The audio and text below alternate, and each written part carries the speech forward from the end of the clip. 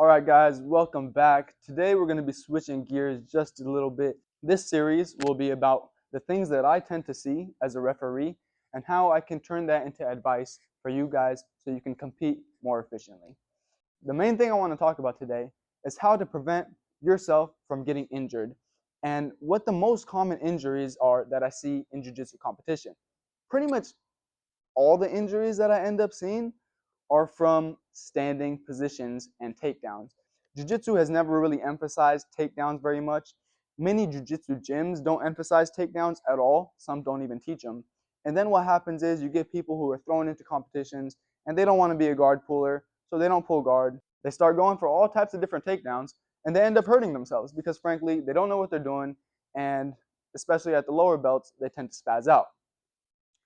So my advice to you is when you're going for the takedown, even if you're hunting the takedown, stay calm, stay collected, do the moves, but don't wild out and control your body.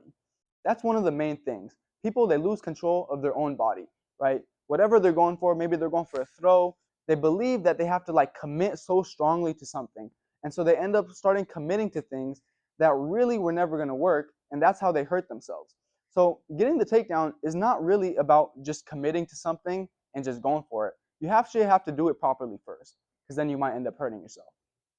Use you for a second. I'm going to show you guys with my buddy Max one of the situations that I saw in one of these tournaments. And essentially what happened is this kid, he was going for throws. He was coming in, he was real excited, and he was going for a lot of different throws. And what kept happening is he kept getting his grips and he kept twisting and going for the throw. And he would start to commit, and then he would go back.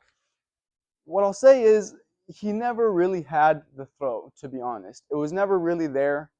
So after a few attempts of, kind of trying to do it improperly, he decided, it seemed like, to just commit to it. And so he was moving around. They were all around, all over the place. And then he went for an attempt. He went back. He went for an attempt. He went back. He went for an attempt. And eventually, he just decided to go for it. And what happened is he went for the throw, ended up kind of going down himself, catching himself on the arm, and dislocated his shoulder. It was a tough moment. You have these moments when you're a referee. People get hurt. Felt really bad for the kid. And so that's why I'm making this video. I don't want these things to happen because they don't have to happen. You should be doing things that you've practiced. Don't just do things that you've seen people do and things that you've never hit before. Even for moves like that, if you're someone who doesn't really train judo, who doesn't really wrestle, who doesn't do takedowns and throws necessarily, when you see people doing it, it does look like they're just getting their grips and committing to the throw and someone goes flying. That's not the situation. They can actually feel out whether they're in good position to get the throw or not. For example, if I'm here with my boy Max and I want to go for a throw like that, I can. If I go for it and I feel his balance is off, that's when I'm going to go for the throw because he's already slightly going over.